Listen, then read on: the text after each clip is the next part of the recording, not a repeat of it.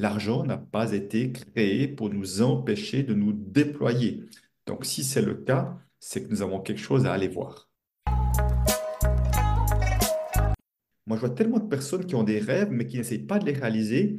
Et je pense pour une raison en particulier, c'est que tant que j'ai un rêve, j'ai quelque chose devant moi de goûteux.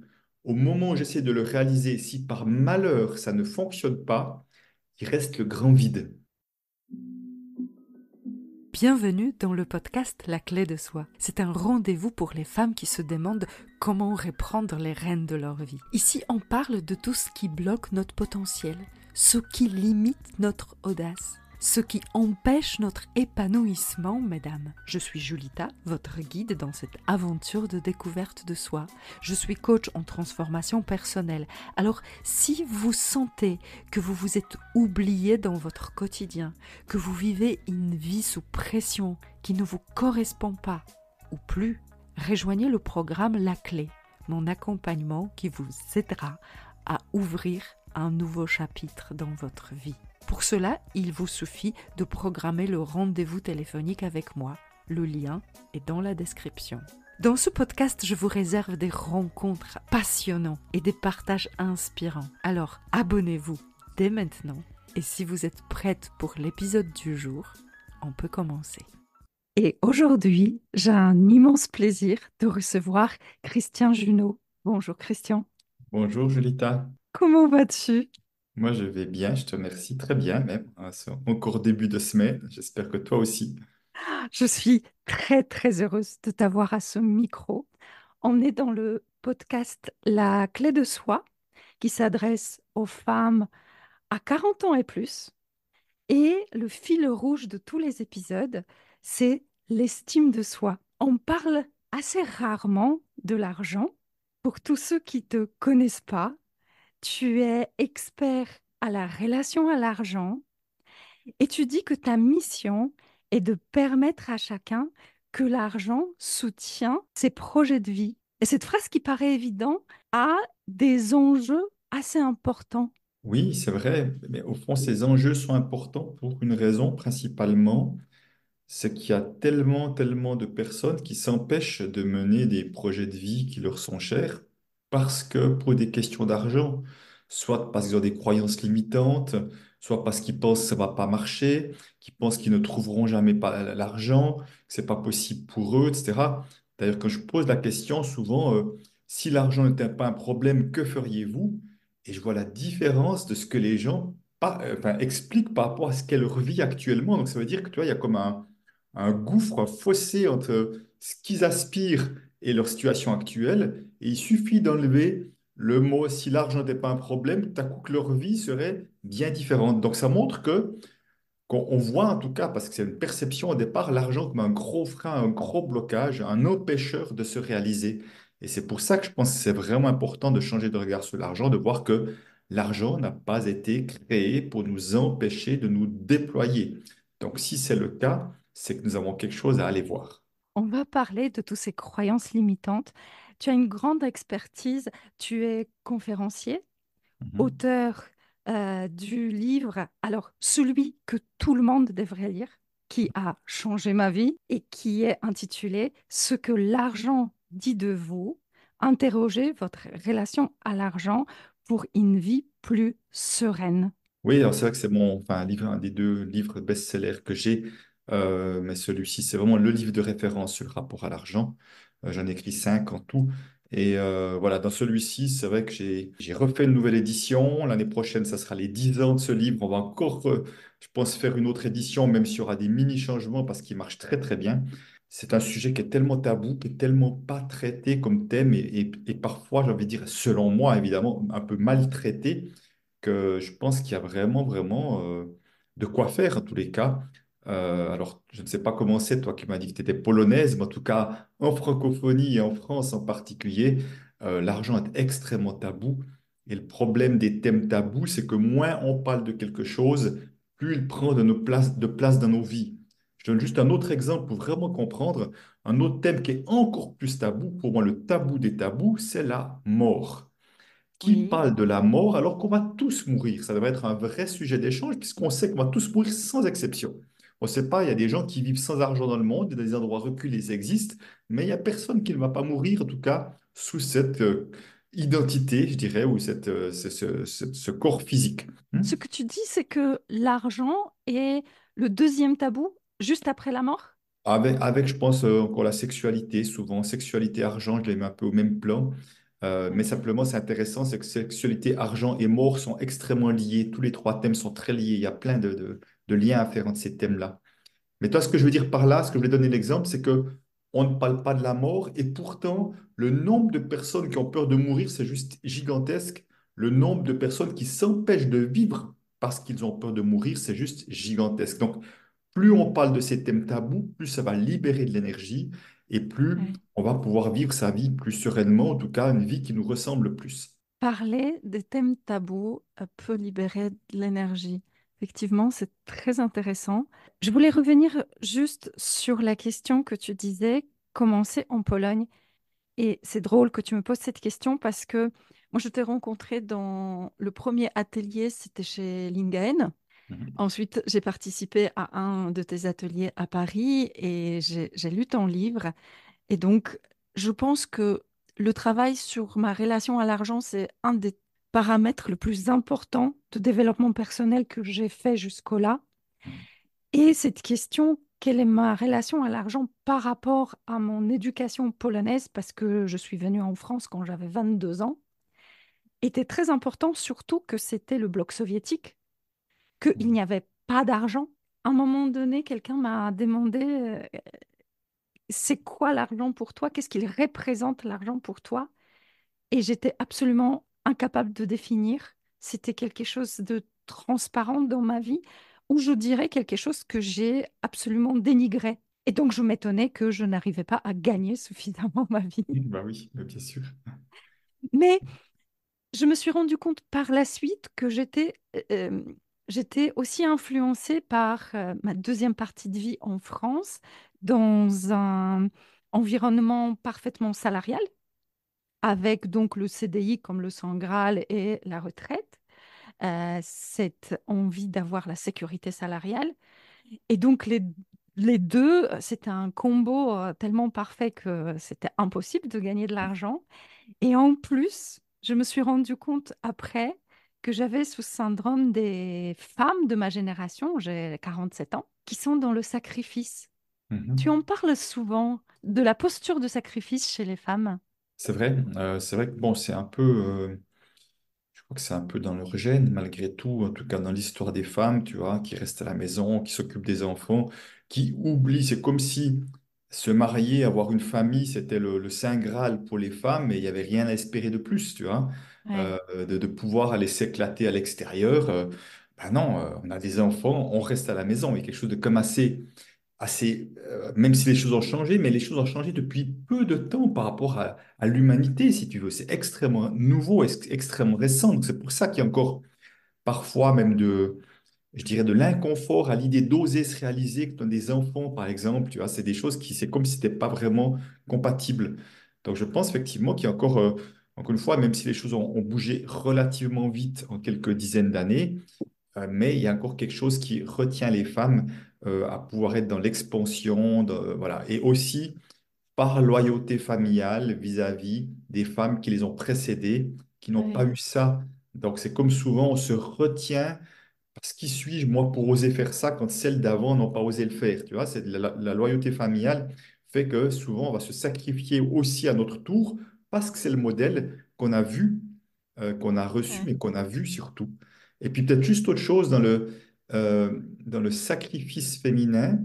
Parfois, dans sacrifice, moi j'entends sacré fils aussi. Le oui, fils sacré. Et je vois parfois aussi des femmes qui auraient été, enfin, qui auraient dû, qui étaient espérées, attendues comme garçons, ou éventuellement où le garçon ou le frère était comme le Dieu, et qui essayent d'être aussi le sacrifice, mais le cerveau fait pas tellement la différence en fait. On va faire du sacrifice en espérant être le sacrifice. C'est très subtil, je suis conscient. très intéressant comme analyse du mot. Est-ce qu'il n'y a pas dans notre attitude aussi une opposition à l'homme qui se doit chef de la famille? Oui, alors si tu veux, il y a quelque chose de tout à fait systémique dans tout ça. Je suis également d'ailleurs formé aux approches systémiques dans les constellations systémiques familiales, que je connais très bien. Et dans le côté systémique, c'est sûr que nous, les hommes, portons encore, je dirais, cellulairement, le truc que nous sommes, c'est nous qui devons ramener le gibier à la maison. Tu vois, Oui, autrement dit, la pitance, la nourriture, enfin, de quoi vivre, autrement dit, hein. On peut vraiment dire de quoi vivre. Et ce qui fait que je vois aussi des hommes, particulièrement dès qu'ils ont un premier enfant ou des enfants, c'est une sorte de responsabilité, pour pas dire une lourde charge qu'ils portent, tu vois, de responsabilité, mais dans le sens de la lourdeur, tu vois, pas dans le sens de oui, quelque chose qui est joyeux et qui fait que là aussi, il y a des hommes qui vont parfois se sacrifier au travail, dans le sens qu'ils vont faire une activité qui ne leur convient pas oui, avec l'idée avec un truc qu'ils vont se raconter consciemment ou inconsciemment, qui est je n'ai pas le choix, je dois ramener de l'argent à la maison. Tu vois, comme à l'époque, on devait ramener du gibier, maintenant je dois ramener de l'argent à la maison. Et j'en ai vraiment vu des hommes s'épuiser au travail, se faire mal, ne pas s'écouter, parce que c'était vraiment une charge lourde qu'ils portaient également. Donc c'est vrai que, si tu veux, on a encore ces deux rôles qui sont encore présents. On est en train d'essayer de faire autrement, mais ça prend du temps parce qu'est-ce que les hommes sont prêts à lâcher du lest là-dessus? Est-ce que les femmes sont prêtes également à prendre leur place, je dirais, sans forcément aller contre l'homme, mais juste comme étant quelque chose d'évident aussi?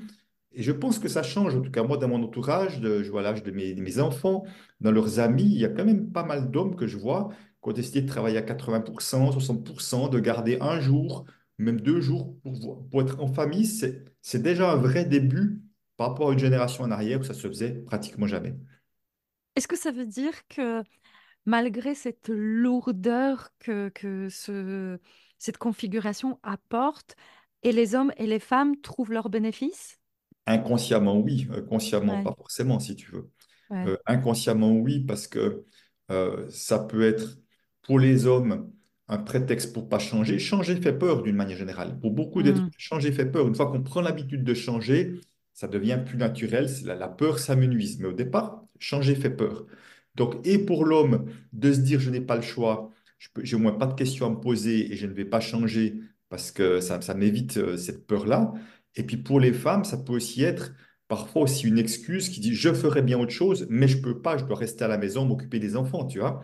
Donc ouais. ça peut aussi, parce que ça fait aussi peur d'oser tenter de réaliser ses rêves.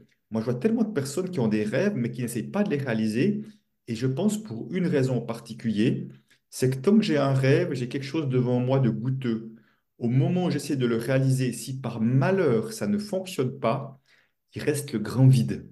Et ça, Ouais. c'est tellement horrible à vivre, même si c'est une croyance, hein, c'est une croyance. La réalité, c'est que un rêve peut remplacer un autre, ou on peut essayer encore une deuxième fois autrement, mais cette peur du grand vide qui fait que le rêve, c'est un peu un truc devant soi qui remplit quelque chose, même si quelque part, je n'y vais jamais. Est-ce que tu aurais un premier pas à conseiller à des femmes qui se reconnaissent dans la posture de sacrifice, de peur de réaliser leurs rêves, de peur de l'échec, pour commencer à sortir? Alors là, enfin, tu donnes plusieurs choses en même temps. C'est peur de l'échec, c'est une chose, peur de se réaliser, c'en est une autre. Mais je dirais que si en tout cas elles viennent de familles où les femmes se sont aussi sacrifiées ou n'ont pas osé se réaliser ou un tout petit peu, et quelque part on aspire à autre chose, à plus grand, c'est de s'autoriser à être déloyal à cette lignée de femmes. Et si tu veux être déloyal, c'est important de voir la déloyauté, ce n'est pas du rejet ou un manque d'amour, c'est une autorisation à faire autrement. C'est vraiment différent. C'est Ouais. une autorisation qu'on se donne à faire autrement. Et là, je donne un exercice tout à fait concret. Si vous devez le faire auprès de une personne qui est votre mère, qui était ce modèle-là, mais j'insiste toujours pour voir est-ce que la grand-mère maternelle fonctionnait comme ça, peut-être. Enfin, Mm. parce que peut-être c'est une lignée de femmes, souvent. Alors là, on peut prendre une ou plusieurs chaises. Une chaise en premier pour prendre sa mère, une deuxième chaise derrière pour sa grand-mère, et éventuellement une troisième chaise pour l'arrière-grand-mère côté maternel. Et puis on va les poser comme ça pour vraiment et se mettre en lien avec ces femmes, debout. Et puis on va dire la phrase, Maman et aux femmes qui t'ont précédé, je suis déloyal à votre manière de vous sacrifier pour les autres. et c'est bon d'être déloyal à ça. C'est vraiment une phrase et on va vraiment sentir ce qui se passe corporellement et émotionnellement et dessus. On peut le dire une deuxième fois, une troisième fois, jusqu'à qu'on voit qu'il y a quelque chose qui soit plus tranquille à l'intérieur. Et on va aller voir la polarité, parce que c'est comme une pièce de monnaie, il y a un côté pile, un côté face, qui serait maman et à la lignée des femmes qui t'ont précédé, je vous suis pleinement loyal, même en m'autorisant à me déployer, éventuellement, ou Mhm. même en m'autorisant à me réaliser et à gagner beaucoup d'argent, à gagner de l'argent, voire beaucoup d'argent, autorisant-nous à être un peu fous, hein. Voilà. Et aussi la même chose, et on va voir ce qui se passe, on va sentir ce qui se passe. Et voilà, c'est vraiment une fois que les deux phrases sont bien accueillies, on sent dans le corps que c'est paisible, qu'on peut estimer que la déloyauté est, enfin, que l'autorisation est vraiment donnée. Et bien ressentir ce qui se passe dans le corps, tu disais. Oui, parce que c'est le corps qui donne les réponses, si tu veux. Parfois, ça peut être enfin, des gros inconforts ou des grosses libérations. Parfois, les choses sont plus subtiles. On n'a pas tous les mêmes résonances corporelles, à chacun et chacune de sentir. Ouais. En l'occurrence, Mais à chaque merci des dames. beaucoup pour cet exercice très concret. Christian, tu disais chez David Eugène Marion que si tu avais une baguette magique, tu aurais travaillé plutôt ton estime de toi. Oui, Pourquoi l'estime de soi? ouais, ah, c'est vrai. Toi, enfin, je me souvenais pas que j'avais dit ça, mais en même temps, ça a beaucoup de sens, hein. Ça a beaucoup de sens pour moi, parce que pour moi, l'estime de soi, c'est vraiment les fondations sur lesquelles on va construire sa vie. Tu vois, je donne vraiment l'image de la maison. Si tu n'as pas de fondation, peut-être tu vas pouvoir faire une hutte en bois, peut-être. Si tu veux faire une maison en dur, mais il faudra déjà des fondations un peu plus solides. Et si tu veux faire une cathédrale ou un gratte-ciel, il faudra des fondations très solides. Donc, c'est simplement, la grandeur de la maison, c'est un peu l'autorisation qu'on se donne à mener un projet qui a de la grandeur, qui a de l'ampleur, tu vois. Et Ouais. simplement, si tu veux, pour moi, ces fondations intérieures qui est principalement l'estime de soi et accompagnée de l'amour de soi, fait que plus j'ai une forme de tranquillité intérieure, de solidité intérieure, donc la solidité ne veut pas dire ne pas être vulnérable, c'est-à-dire ne pas tomber pour un oui, un non, ne pas m'effondrer pour un oui, un non, plus j'oserais voir grand, plus j'oserais mettre des choses en place qui ont, qui ont pour moi de la valeur et que je pourrais faire ça avec confiance et que si ça ne marche pas comme je veux, qu'une fois, je ne vais pas m'effondrer parce que j'aurai des ressources intérieures pour prendre du recul, pour essayer autrement, etc. Donc, autrement dit, le manque d'estime de soi fait que souvent, on va rester dans une vie un peu étriquée, ce qui était mon cas pendant longtemps, même si j'avais un beau potentiel, mais c'était mon cas vraiment pendant longtemps. Et ne pas oser, tu vois, bien s'adapter aux autres, mais c'est comme si il y a toute une partie de soi dont on se coupe quelque part. Donc pour moi, l'estime de soi, encore une fois, c'est vraiment la base sur laquelle on va pouvoir construire quelque chose. Et lorsque on manque de l'estime de soi, est-ce que c'est notre tendance de projeter dans l'argent tous les besoins et les envies qu'on aimerait réaliser? Alors, je dirais qu'il pourrait y avoir deux choses diamétralement opposées. Il y a ceux qui vont projeter sur l'argent ma valeur, autrement leur propre valeur. Hmm. Autrement dit, je suis ce que je gagne ou je suis ce que je possède. Ouais. Vois, où je suis ma réussite professionnelle avec tout l'argent et les avantages qui vont avec. Donc ces personnes-là vont avoir tendance à courir après le succès, peut-être potentiellement auront beaucoup d'argent, mais il n'y en aura jamais assez. Ils devront toujours prouver autre chose et intérieurement, ça restera quelque chose de très vide. Autrement dit, pourquoi?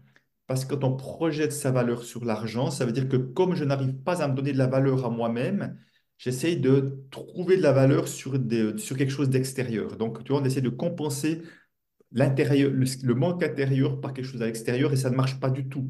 Et comme ça ne marche pas, je connais vraiment des personnes qui ont eu de très gros succès basés sur un manque épouvantable et ils se sont cassés la figure. Ils ont dit, mais ils ont vu à quel point ils avaient fait fausse route et que si tu veux, leur volonté de réussir partait d'un endroit de blessure, tu vois, de blessure plus qu'un endroit de solidité intérieure. Donc, mais ça peut permettre de déployer beaucoup d'énergie et d'avoir une réussite, en tout cas apparente.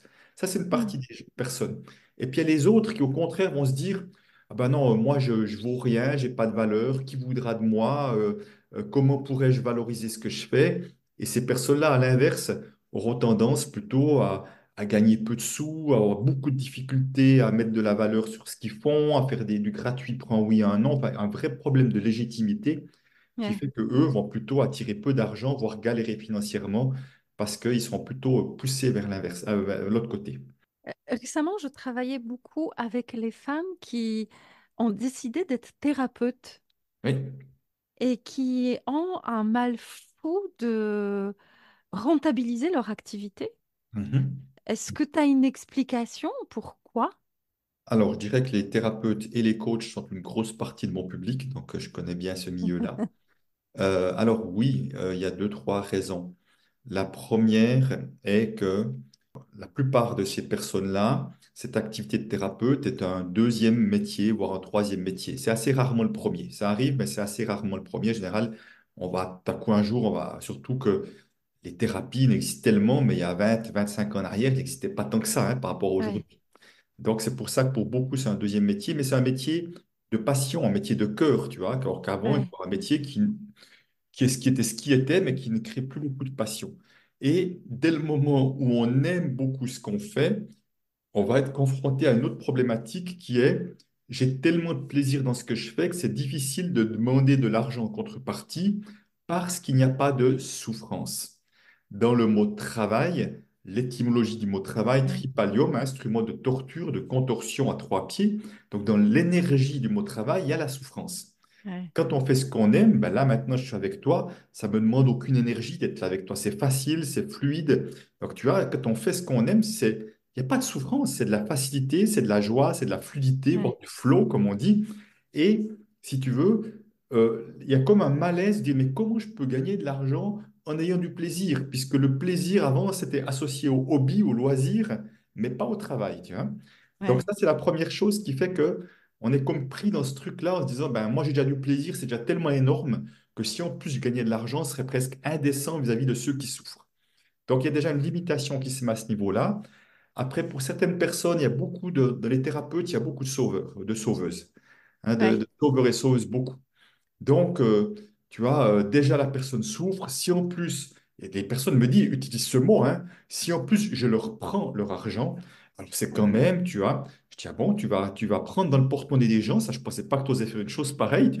Moi, je n'ai jamais pris l'argent de quelqu'un, les gens ont toujours choisi de me donner de l'argent en contrepartie, mais tu vois, déjà, les mots utilisés parfois donc, ouais, donc, la difficulté à s'autoriser à gagner de l'argent sur des personnes qui ont des difficultés qui vont pas très bien. Mais en même temps, c'est important de se souvenir que nous n'y sommes pour rien si les gens vont pas bien. Si le monde du travail est malade, c'est pas à nous d'en payer le prix. C'est pas, alors que dans ce monde du travail, il y en a qui peuvent être extrêmement source de stress pour beaucoup de monde, peuvent gagner beaucoup d'argent, mais ceux qui souffrent, ben nous, on est en fin de ligne, on ne devrait pas gagner d'argent, ça n'a pas de sens en quelque sorte. Donc, ouais, ben non, en même temps, il faut juste se dire une chose, c'est que quand quelqu'un va mieux, quelqu'un part d'une souffrance et retrouve de la paix intérieure, va mieux, ça a une valeur qui est énorme. Et c'est une valeur énorme qui est largement au-delà d'une question d'argent. ouais. Moi qui ai eu très peur de manquer pendant très longtemps avec des super revenus, vraiment d'être serein avec l'argent, c'est une valeur qui est au-delà de l'argent, que je payerais très cher pour ça. J'aurais payé très cher si j'avais su pour pouvoir un résultat pareil. Donc c'est la même chose. Dans les thérapeutes, aller mieux a beaucoup plus de valeur que le prix que les gens payeront. Ne n'oublions pas. Donc voilà peut-être déjà quelques premiers indices ou conseils. Merci, c'est vraiment passionnant.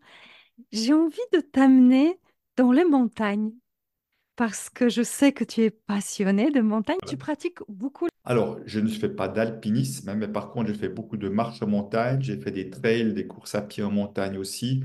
Oui, moi j'adore, c'est vraiment un lieu de ressourcement, un très grand pour moi. Et puis, il y a un autre aspect pour moi également, c'est que la montagne m'amène à beaucoup, beaucoup d'humilité. Parce que quand je regarde des faces, des parois, et que je me dis, waouh, qui sont là depuis, bon, je n'ai pas idée, hein, je dis des chiffres, peut-être des bêtises, des centaines de milliers ou des millions d'années, je me sens bien, bien petit et mes problèmes me semblent être absolument dérisoires et ridicules face à cette immensité sur, sur cette terre pour laquelle je ne suis que de passage, et un passage très court par rapport à l'existence de ce monde. Donc, il y a quelque chose qui me ramène sur terre, c'est le cas de le dire, mais qui fait du bien, tu vois, et le paradoxe, c'est que quand je peux voir à quel point je suis petit face à cette grandeur, il y a aussi ça, comme une sorte de grandeur intérieure qui se met en lien avec ce plus grand que moi. Tu vois, c'est comme si je suis Oui. habité par ce plus grand que moi. C'est très paradoxal, hein. Je crois que quand on le sent, les gens qui savent de quoi je parle, on peut voir la même chose avec la mer, j'imagine l'océan. Moi, c'est plus la montagne qui me fait cet effet-là. Est-ce que tu as un souvenir d'un moment dans les montagnes qui t'a marqué particulièrement? Moi, je n'ai sûrement plus qu'un. Je dirais que depuis enfant, j'ai toujours aimé la beauté des paysages et la majestuosité des montagnes. Mais je dirais peut-être dernièrement quand même, il y a une montagne qui me fascine qui s'appelle le Cervin, on dit des fois le Matterhorn, qui est vraiment la montagne, c'est la montagne du fameux chocolat, le Toblerone. Le Toblerone, pour moi une des montagnes les plus connues au monde, qui est grimpée par des gens du monde entier. Et cette montagne qui est vue de la station de Zermatt, elle a la forme parfaite, elle est juste sur un socle. Pour moi, c'est une montagne qui est hautement spirituelle et quand je monte à la cabane au pied de l'ascension finale et que j'étais encore cette année, tu es juste auprès de cette cabane et tu vois les gens qui redescendent ou qui montent, qui ont des sourires jusque-là. Je trouve que c'est fascinant de me trouver là, dans lequel il y a des milliers, milliers, milliers de personnes qui sont montées, qui ont vécu un défi de fou. Il y a Oui. des centaines, voire des milliers de personnes sont décédées aussi. Donc, il y a telle histoire, si tu veux, que je trouve ça fascinant, mais fascinant de beauté aussi. Et si je t'amène en montagne, c'est parce que ça résonne avec le dernier souvenir, mon dernier souvenir qui est le GR20 dans les Mhm. montagnes corses. Mhm. Et c'était pour moi une grande épreuve. Je suis pas aussi expérimentée dans les montagnes que toi. Et j'ai pu vivre pendant 15 jours un détachement de ce monde d'argent, de notre relation très ancrée dans les canevas sociaux. Et je me suis dit que ça peut être un bon moyen de faire le point sur sa relation à l'argent. Oui, c'est pas forcément ça qui me serait venu en premier, mais si tu veux, en tout cas sur la capacité à prendre du recul sur ce qu'on vit, alors ça très certainement. Mais ce que j'aime effectivement quand tu es en montagne, ou ça pourrait être au bord de mer, la même chose, moi j'ai la montagne vraiment sous mes yeux, là je suis au pied des montagnes, c'est vraiment qu'effectivement, à cet endroit-là, on est d'une certaine manière tous égaux, tu vois. Ouais. Si je suis millionnaire, je vais pas moins souffrir en grimpant sur une montagne que celui qui est chômeur, quoi. Voilà. Et j'ai envie de dire, et dans ces moments-là, l'argent n'a juste aucune importance, tu vois. Ouais. Donc, c'est intéressant en tout cas déjà de voir il y a des endroits où effectivement, je dis souvent, il y a des endroits où l'argent est important. Si j'ai à payer mes factures, m'acheter la nourriture, l'argent est important, donc c'est important. Et il y a plein de moments dans la vie où l'argent n'a aucune importance. Là, au moment où on se parle maintenant, l'argent n'a juste aucune importance à l'instant T où on se parle, tu vois. Le Ouais. fait que j'ai plus ou moins d'argent sur mon compte en banque n'a aucune influence sur le fait que sur mon énergie par rapport au temps que je prends avec toi. Donc, il y a plein de moments d'une journée où l'argent a zéro importance. Il n'est absolument pas question d'argent. Mais simplement, il y a des personnes pour qui l'argent a pris tellement d'ampleur qu'ils y pensent sans arrêt, même quand il n'y a pas besoin d'y penser, tu vois. Et c'est là que l'argent Ouais. prend beaucoup trop de place parfois dans nos vies, parce que c'est une préoccupation qui est là presque permanente. Dans les montagnes, j'ai ressenti aussi un parallèle avec l'accompagnement. Et comme toi, tu accompagnes les gens sur la question de l'argent, on peut inciter quelqu'un d'aller dans la montagne, on peut le guider à travers la montagne, mais on ne peut pas faire à sa place, Mm. on ne peut pas ressentir à sa place, on ne peut pas se dépasser à leur place. Et dans l'accompagnement, j'imagine, dans cette relation à l'argent, tu ressens ça, qu'il y a parfois un enseignement et toutes les prises de conscience que tu peux transmettre, mais absolument pas la garantie que la personne va le comprendre. Oui, oui, enfin, pour moi, que ce soit la relation à l'argent ou n'importe quel autre thème, c'est bien la même chose qu'il s'agit, c'est-à-dire que c'est important de se souvenir que je ne peux faire que ma part et que ma part, Ouais, parce que justement, c'est un des pièges des coachs et thérapeutes, c'est de vouloir en faire plus que leur part ou de vouloir absolument des résultats pour leurs clients pour se rassurer eux-mêmes Oui, qu'ils sont légitimes et à la bonne les place. sauveurs. Alors qu'au fond, plus je veux des résultats pour mes clients, plus je crée une pression inconsciente qui va donner l'effet inverse. Donc, ça demande aussi l'humilité de dire, ben oui, je peux faire qu'une chose, c'est 100% de ce que je peux donner. Je vais tenter de donner le 100% de moi-même et je laisse à l'autre faire sa part parce que l'autre choisit consciemment ou inconsciemment de changer ou pas. Et ça, cela lui appartient. Et quand on est chacun à sa place, ça se passe beaucoup mieux que quand soit on veut commencer à aller entrer dans le territoire du client, tu vois, dans l'espace du client, où le client veut prendre la main sur le thérapeute. Voilà, ça ne marche pas. C'est quand chacun est à sa place, c'est comme ça que ça fonctionne bien. Mais c'est vrai que ça demande de l'humilité et d'accueillir et d'accepter que parfois il n'y a pas de résultat. Et puis c'est comme ça, et ça doit être, même si on ne comprend pas toujours, probablement c'est que c'est juste pour l'un, pour l'autre, ou pour les deux d'ailleurs consciemment et surtout inconsciemment. Et comment, dans ces cas-là, gérer question de l'argent? Parce que quand on est thérapeute, on demande de l'argent. Mhm. Si on est OK avec l'argent, on a fini avec la gratuité.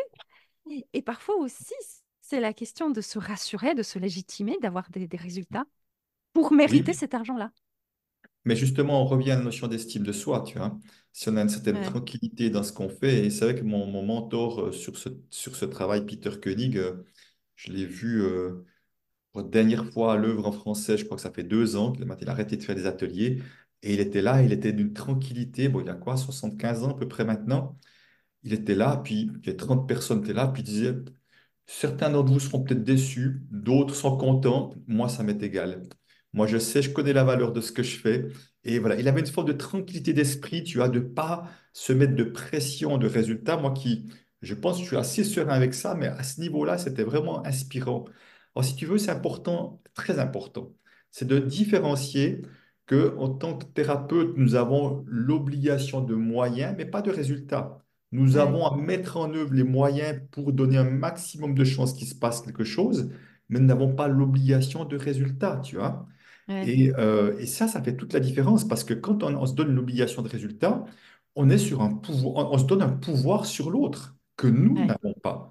Moi, j'ai pas envie que quelqu'un choisisse de vouloir des résultats pour moi que je n'ai pas demandé, tu vois. En tout cas, c'est tu vois, ça, c'est à un moment donné, parce que de manière subtile et inconsciente, c'est comme si on utilise le client pour se rassurer soi-même. c'est ça. Et surtout, ce que j'ai vu, et je l'ai vu parce que je l'ai aussi fait moi-même à mes débuts, c'est que parfois, quand on trouve qu'il n'y a pas assez de résultats à notre goût, alors soit on pourrait dire, ah ouais, je vais vous faire payer un peu moins aujourd'hui, hein, par exemple, ou alors on va commencer à faire une séance à rallonge, on va reprendre encore du temps, tu sais, je donne souvent Ouais, l'image, c'est comme quelqu'un qui n'a plus faim, puis on lui enfile encore des choses dans la bouche alors qu'il a plus que assez mangé en train de gaver un client. Juste parce que nous, on estime il n'y a pas assez de résultats ou qu'on a peur que le client ne soit pas satisfait. Et ouais, j'ai vécu ça et je me souviens avoir vu le client était très content. C'est moi qui n'étais pas content. Mais le client trouvait que c'était passé plein de choses super, mais moi, je trouvais qu'il n'y avait pas eu assez de choses spectaculaires. Tu vois? Donc, c'est important d'être lucide sur ce genre de situation pour, encore une fois, rester à la juste place au service de l'accompagnement et de pourquoi on est là. Est-ce que tu as des exemples de tes clients qui ont vécu des transformations qui t'ont marqué? Alors, je dirais heureusement que j'en ai quelques-uns, autrement je serais un bel imposteur depuis 15 ans que je fais ça. Je dirais que un des tout premiers ateliers que j'ai fait, oui, en 2010, je me souviens d'une femme qui était là et qui m'a écrit la semaine d'après, qui m'a dit, c'est bon, j'ai donné mon congé, je me lance dans mon activité de cœur. Ça faisait un moment qu'elle n'osait pas et ça m'avait fait comme un choc, comme dire, ah, purée, ça peut avoir cet impact-là Ouais, de faire un atelier, tu vois. Le coup de pouce dont elle avait besoin pour pouvoir faire ce pas auquel elle aspirait depuis un moment donné qu'elle n'avait pas fait. Donc ça, maintenant, j'ai un certain nombre de personnes, effectivement, qui se sont effectivement lancées avec confiance et avec joie, en tous les cas, dans une activité de cœur. Après, il y a ceux, effectivement, qui me disent, ah ben, tiens, j'ai lâché un plafond de verre, j'ai débloqué quelque chose, voilà, enfin, j'ose mettre un prix qui me respecte un peu plus. Voilà, dernièrement, quelqu'un me disait, ça y est, mon chiffre d'affaires a doublé cette année. Alors, quand on me dit doubler, tu sais, ou tripler, je l'entends avec plaisir, mais ça ne veut pas dire grand-chose, parce que si je pars de rien, ça fait 3 fois rien, tu vois. Si je gagne 1000 par année, ça fait 3000 par année, ça reste encore peu, tu vois. Alors que si je gagne 30 000, ça fait 90 000, c'est pas tout à fait le même impact. Donc, au-delà des proportions, mais simplement, ce qui m'intéresse, c'est plus la satisfaction. Et derrière tout ça, j'ai envie de dire une chose qui me paraît importante, c'est que tout le monde ne va pas gagner plus d'argent et tout le monde n'est pas appelé à gagner plus d'argent.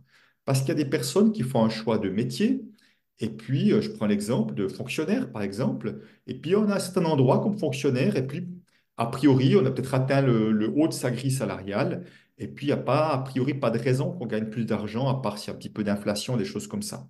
Mais par contre, j'ai beaucoup de personnes qui me disent, j'ai gagné énormément en sérénité. Je suis beaucoup plus sereine, Ouais, beaucoup plus tranquille, même si ma situation financière n'a pas changé. Là où j'étais stressé avant, je ne suis plus stressé aujourd'hui. Et ça fait ouais, beaucoup de différence dans ma vie. Ça fait de la différence dans ma manière d'être en contact avec, en relation avec mes enfants, voire avec mon mari peut-être. Et ça a pour moi beaucoup de valeur parce que souvent les gens aimeraient plus d'argent, mais s'ils ont le plus d'argent et en même temps qu'ils n'ont pas le moins de stress, leur vie sera toujours du stress. Tu ouais, vois, ils auront plus d'argent, mais parce que c'est la peur de manquer est de loin la problématique numéro une dès qu'il s'agit d'argent. Et même mes anciens clients de la banque multimillionnaires avaient peur de manquer. Donc, on ouais, peut avoir tout l'argent qu'on veut et avoir peur de manquer. Ce n'est pas une question d'argent, c'est une question déjà intérieure avant tout. Donc, ce que je veux dire par là, c'est que tu peux gagner plus, mais si tu as toujours peur de manquer, ta vie va toujours être compliquée. Parce que la problématique au départ, c'est pas, on croit que c'est en gagnant plus qu'on va se rassurer. Non, on a à apprendre à se rassurer intérieurement, à trouver cette sécurité indépendamment de son niveau de compte en banque, cette sécurité intérieure. Et après, effectivement, s'il y a plus d'argent, on aura de la gratitude, mais il y aura aussi de la tranquillité qui est déjà là maintenant, qui sera toujours là après, tu vois. Je sais pas si tu vois ouais, cette nuance. C'est l'important parce que trop souvent, les gens veulent plus d'argent pour résoudre une problématique intérieure et ça ne marche pas du tout, en fait. ouais. Je comprends très bien. C'est comme si on voulait racheter une pelle intérieure, Ouais, sauf que on la paye pas en même monnaie. absolument, absolument. C'est vraiment ça. C'est vraiment ça, tout à fait. Magnifique. Cette question de sécurité qu'on tente de acheter avec de l'argent, elle est aussi omniprésente, hein.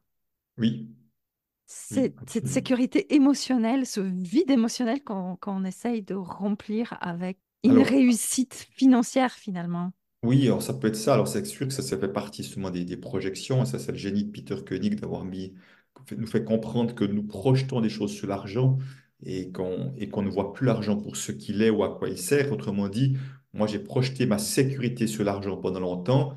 Autrement dit, dans ma croyance, c'était ma sécurité dépend de mon niveau d'épargne, tu vois. Ouais, Et comme mon niveau, mais après, je n'arrivais pas à voir que même quand mon niveau d'épargne augmentait, ma sécurité n'augmentait pas en réalité. J'étais toujours dans ma peur de manquer. est-ce qu'elle baissait parce que tu avais peur de la perdre? Mais alors, même pas tellement ça, c'était même pas trop que j'ai peur de la perdre, mais certains, ça peut être le cas. Mais simplement, si tu veux, comme ça marchait pas, je me dis, il en faudrait encore un peu plus. Et puis après, ça marchait pas, puis un peu plus, puis un peu plus. Donc, si je n'avais pas Ouais, changé, je serais à coup sûr millionnaire ou multimillionnaire, mais toujours stressé aujourd'hui, tu vois. ouais, Et parce que j'aurais fait qu'accumuler, accumuler, juste sans savoir qu'en courant après l'argent, c'est pas après l'argent que je courais, c'était après ma sécurité. Et ouais. comme ma sécurité est à l'intérieur de moi et vraiment en lien avec le fameux estime de soi dont on a parlé tout à l'heure, c'est je dirais, en recréant de la sécurité intérieure petit à petit que j'ai pu commencer à me détacher de l'argent qui n'allait pas m'amener de sécurité, qui a plein de qualités et qui m'amène et qui permet des choses magnifiques, mais il ne va pas me générer de la sécurité. D'ailleurs, là, pour preuve, il y a plein de gens qui sont insécures parce qu'ils ont de l'argent, parce qu'ils ont peur de se faire voler, ils ont peur de le perdre. Tu vois, donc on voit bien que Ouais. ça ne marche pas, puisque certains sont vraiment très insécures parce qu'ils ont de l'argent. Est-ce que pour finir, tu pourrais nous donner ta définition à toi de l'argent? Alors, je dirais que l'argent, pour moi, est une invention humaine qui a pour objectif de faciliter les transactions entre acheteurs et vendeurs. Faciliter les transactions parce que c'est un intermédiaire pratique par opposition au troc où on doit trouver des arrangements, donc de passer par cet intermédiaire argent qu'on peut réutiliser avec facilité, vraiment est un facilitateur de transactions. Et puis c'est aussi l'argent est aussi inventé pour permettre d'être un étalon commun, autrement dit, qui permet de donner de la valeur à un certain nombre de choses. Ouais. C'est-à-dire, tu vois, à un moment donné, on s'intéresse à un véhicule automobile, un appartement, à une séance de thérapie, voilà, un spectacle. On va dire, OK, super, tout ça, et ça vaut combien? Autrement dit, quelle valeur a-t-on donné ou quels moyens dois-je avoir ou je dois être prêt à payer pour pouvoir me procurer cette chose-là ou ce service-là? Et simplement, ce qui est important, c'est qu'on trouve un langage commun. Ça pourrait être autre chose que l'argent, mais c'est l'argent. Donc, si tu veux, l'argent a vraiment ces deux utilités principalement. Et si on ne voyait l'argent que pour ça, ben, je ne serais pas en train de faire des conférences, des ateliers, d'écrire des livres là-dessus, parce que c'est extrêmement neutre. Donc, on voit bien à quel point on s'est éloigné de la définition première de l'argent Ouais. pour y coller des choses que l'argent n'a rien à voir. Tu vois, c'est comme si on avait, ouais, on avait presque manipulé l'argent de vouloir lui donner un rôle qu'il n'a pas. Oui, parce que au final, l'argent a pris la place de tous les maux de l'humanité. On voit très bien dans les croyances les plus sombres et les expressions sur l'argent qu'on lui donne le pouvoir, tout ce que l'humanité a de plus sombre. Mhm. Alors oui, alors, entre autres, après, il y a tous ceux qui ont plutôt, tu vois, c'est un peu le Dieu ou le diable, hein. Il y a tous ceux qui voient l'argent Oui, comme la panacée, puis il y a tous ceux qui voient l'argent comme tu dis, comme la cause des problèmes dans le monde, hein, comme j'entends ça parfois aussi. Et évidemment, l'argent n'est ni l'un ni l'autre, en fait. Mais ça, en fonction de ce qu'on projette sur l'argent, ou du positif ou du négatif, ça va être la source, ça va expliquer nos comportements avec l'argent, et ça va devenir la source de nos comportements. ce que tu décris, je dirais que l'argent, c'est un outil. Souvent, j'entends que l'argent, c'est une énergie. Est-ce que tu serais d'accord avec ça? Non, je ne suis pas d'accord avec ça. Je vois ça beaucoup ça dans les milieux spirituels. Alors, je vais dire ça autrement. Je vais nuancer mes propos. Si tout est énergie, y compris notre ordinateur, mon téléphone, mon porte-monnaie, ma bouteille en pète avec de l'eau dedans à côté de moi, évidemment que l'argent est aussi énergie, c'est tout est énergie. Mais en général, les gens qui disent l'argent est une énergie pensent pas que leur téléphone, leur porte-monnaie ou le Ouais. lit est une énergie, tu vois. Donc, c'est pour ça que c'est une projection comme une autre, comme certains disent l'argent est une énergie, comme l'argent c'est la liberté, l'argent c'est la sécurité, c'est une projection comme une autre. Après, on peut voir que l'argent circule comme une énergie, ce qui n'est pas la même chose. Oui. Circule dans le sens que ça circule, tu vois, alors physiquement ou je dirais de manière non physique, hein, virtuelle. Mais si tu veux, dans le sens que ça entre, ça sort, voilà, et, ça circule. Mais entre circuler comme une énergie et être une énergie, ce sont deux choses différentes pour moi. Donc, ça reste un objet et on lui donne pas le pouvoir plus important que ça. Eh ben, je dirais que chacun choisit le pouvoir qu'il veut bien lui donner. Mais en fait, c'est un choix. Mais si on fait un choix conscient, c'est mieux que de faire un choix inconscient, ce qui est le cas de la plupart des êtres humains, et c'était mon cas pendant très longtemps, d'être comme prisonnier d'un pouvoir qu'on donne à l'argent et que surtout que l'argent n'a pas. Tu vois, parce que c'est vraiment ça le Ouais. problème. Si je donne le pouvoir à mon dentiste de décider ce qu'il faut changer dans ma voiture, c'est une très mauvaise idée parce qu'il n'a aucune connaissance là-dedans.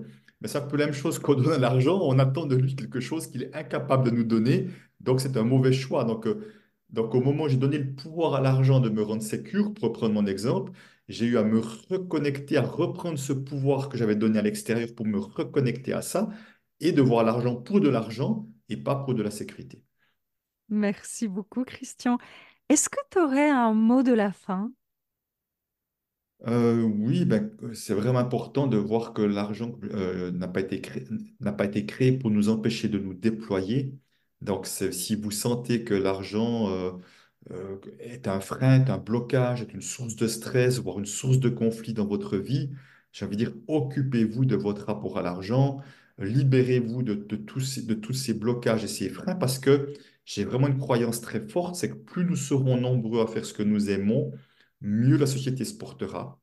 Et moi, en tout cas, mon rôle, mon job, ma mission, c'est de faire en sorte que l'argent ne soit pas ce frein qui empêche un maximum d'êtres humains d'oser rayonner qui ils sont et d'offrir le cadeau de qui ils sont au monde. Comment on peut te contacter? Comment on peut voir quelle est ton actualité, où on peut te rencontrer? Alors, ben déjà sur mon site internet, www.cjuno avec un D au bout, conseil au singulier, en un mot, cjunoconseil.com. On le mettra Là, dans il y la aura description si effectivement, tu veux bien. voilà, merci. Là-dessus, il y aura après, sur les réseaux sociaux, Facebook, Instagram, Christian Junot Pro, LinkedIn. J'ai une chaîne YouTube avec plein de vidéos gratuites également. Voilà, où j'ai été de très nombreux podcasts. Et, voilà, et autres. Donc voilà, il y a moyen de me trouver assez facile. Et on peut te rencontrer sur les ateliers. Oui, alors j'ai des ateliers en présentiel, effectivement, sur la francophonie, et puis aussi des formations. J'ai particulièrement une formation à distance pour les indépendants entrepreneurs, effectivement, dont j'ai une majorité d'ailleurs de coachs et thérapeutes. J'ai vraiment fait une formation spécifique pour les indépendants entrepreneurs parce que je vois que dès le moment où on doit générer de l'argent par soi-même, c'est un nouvel enjeu compliqué, c'est un nouveau stress, et que je me dis, ben voilà, ces personnes-là ont encore plus besoin d'être accompagnées que les autres. Tant qu'on est salarié, il y a un certain confort de savoir qu'en principe, chaque fin de mois, il y a un certain montant qui tombe, alors que ce n'est pas Ouais. le cas des indépendants que je suis également. Et tu as des conférences également. On peut trouver les dates sur ton Oui, site. entre autres, c'est sur mon site, tout à fait. Mais absolument. Donc, oui, c'est ça. Merci beaucoup pour cette activité riche et combien nécessaire pour tout l'impact que tu as sur nous pour que le monde soit plus beau et que nous soyons plus épanouis. Merci, Julita. Merci de ta Merci conclusion et de ton beaucoup. invitation. Un grand merci pour avoir écouté cet épisode de La clé de soi. Je vous invite à découvrir d'autres partages et d'autres personnalités dans les différents épisodes de ce podcast. Vous les trouverez bien évidemment sur votre plateforme d'écoute préférée. N'oubliez pas de liker, commenter, partager sans modération afin de faire résonner la voix de ces personnes inspirantes. Votre soutien est ma clé pour inspirer davantage de vie. Grand merci à vous.